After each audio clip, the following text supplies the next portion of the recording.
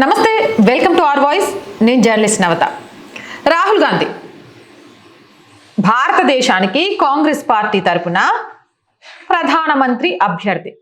ఇక కాంగ్రెస్ పార్టీ యువరాజు తానేం మాట్లాడతాడో తనకే తెలియదు. సోషల్ మీడియాలో హైప్ పక్కన పెట్టేస్తే సోషల్ మీడియాలలో తనను ట్రోల్ చేయడానికి తానే కారణమవుతాడు. ఇలా చెప్పడంలో ఎలాంటి అతిశయోక్తి లేదు. తానేం మాట్లాడుతున్నాడు, ఎందుకు మాట్లాడుతున్నాడు, మాట్లాడడానికి అర్థం ఉందా లేదా అనేది పక్కన పెట్టేస్తే కులాల మధ్య చిచ్చు పెట్టడానికి ఈయన మాటలు చాలా ఉపయోగపడతాయి అంటూ గతంలో మాట్లాడుకున్నాం. ఎప్పుడు ఏదో ఒక కాంట్రవర్సీతో సోషల్ మీడియాలో తానున్నాను అని ప్రూవ్ చేసుకోవడానికి చాలా తపన పడిపోతుంటాడు. ఈసారి నార్మల్ గా ఇరుక్కోలేదు రాహుల్ గాంధీ. ఒక వీడియో చూపిస్తాను, చూసేయండి.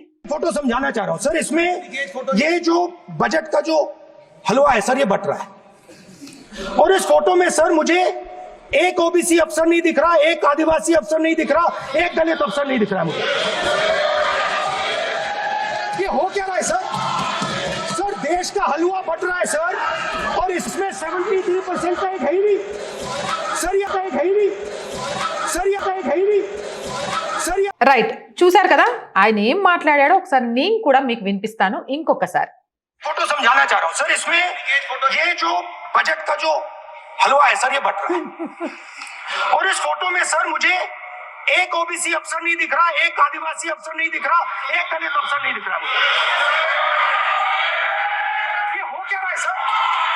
सर देश का हलवा बट रहा है सर, और इसमें 73% का एक है ही नहीं పాపం सर। ये ఏం చేయాలో అర్థం కాక నిర్మలా సీతారామన్ అమ్మ దీనికి ఏం సమాధానం అర్థం కాక సమాధానం ఏం చెప్పాలో అర్థం కాక తల పట్టుకుంది. అయ్యా రాహుల్ గాంధీ, ఒక డౌట్ అందరికీ వస్తుంది. ఏంటి అనంటే దీని గురించి మాట్లాడుతుంది. అసలు హల్వా ఎందుకు చేస్తారు, హల్వాకు సంబంధించి కథ ఏంటి, ఆ హల్వా ఎవరికి పెడతారు నీకు తెలుసా? హల్వాకు బడ్జెట్ అనంతరం బడ్జెట్ తయారు చేసి దాని ఆమోద ముద్ర పొందిన తరువాత తయారు చేసే హల్వా మీద కూడా అవ్వ రాజకీయం దగునా? ఇక బడ్జెట్కి సంబంధించి అసలు హల్వా ఎందుకు తయారు చేస్తారనేది ఒక చిన్న షార్ట్ అండ్ స్వీట్గా నేను చెప్తాను. కరోనా వచ్చినప్పుడు మనం ఎలా అయితే క్వారంటైన్ అంటే బయట ప్రపంచంతో సంబంధం లేకుండా, ఇంకా కరోనా వచ్చినప్పుడు మన దగ్గర మొబైల్ ఫోన్ ఉంటుంది, టీవీ ఉంటుంది, ఇవన్నీ అందుబాటులో ఉంటాయి. కానీ అంతకంటే కఠినమైన క్వారంటైన్లో ఎవరైతే బడ్జెట్ని తయారు చేయడానికి నిష్ఠాతులైన అవగాహన కలిగిన వ్యక్తులను సెలెక్ట్ చేస్తారో ఆ వ్యక్తులు బడ్జెట్ తయారు చేయడానికి వెళ్ళిపోతున్నామనే రోజు ముందు వాళ్ళ మొబైల్ ఫోన్లతో సహా వాళ్ళ కుటుంబ సభ్యులకు వాళ్ళు ఎక్కడ ఉంటున్నారు, ఏం చేస్తున్నారు, అసలు వాళ్ళు ఎలా ఉన్నారు అనేది కూడా తెలియకుండా, బయట ప్రపంచంతో ఎలాంటి సంబంధం లేకుండా ఒక బిల్డింగ్లో క్వారంటైన్లో బడ్జెట్ని తయారు చేస్తూ ఉంటారు. వాళ్ళకి వేరే ఆలోచన ఏమీ లేదు. బడ్జెట్కి సంబంధించి ఎలాంటి లీకు బయటకు వెళ్ళదు. వాళ్ళ కుటుంబ సభ్యులు ఎలా ఉన్నారో వీళ్ళకి తెలియదు, వీళ్ళు ఎలా ఉన్నారో వాళ్ళ కుటుంబ సభ్యులకు తెలియదు.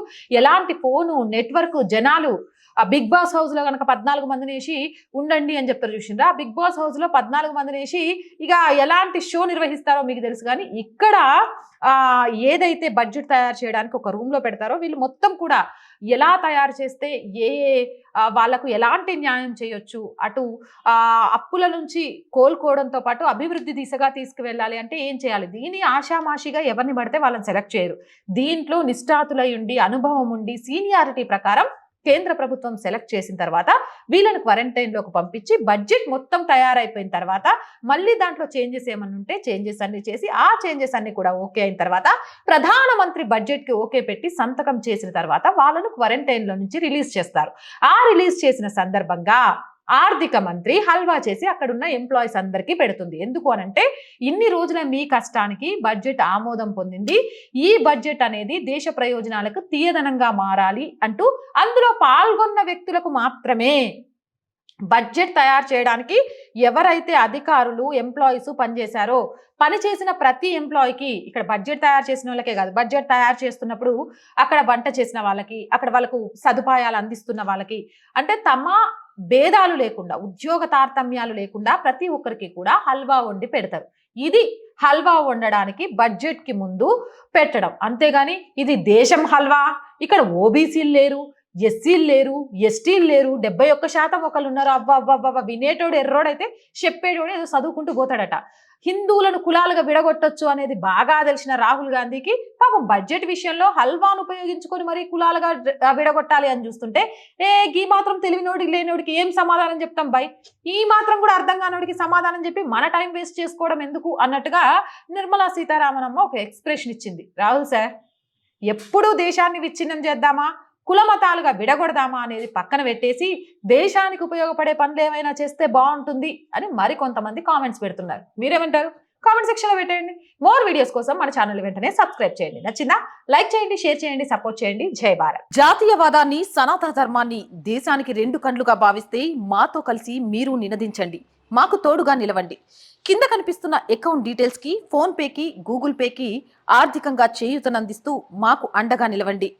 ఆర్థికంగా మీ చేయూత మాకెంతో అవసరం.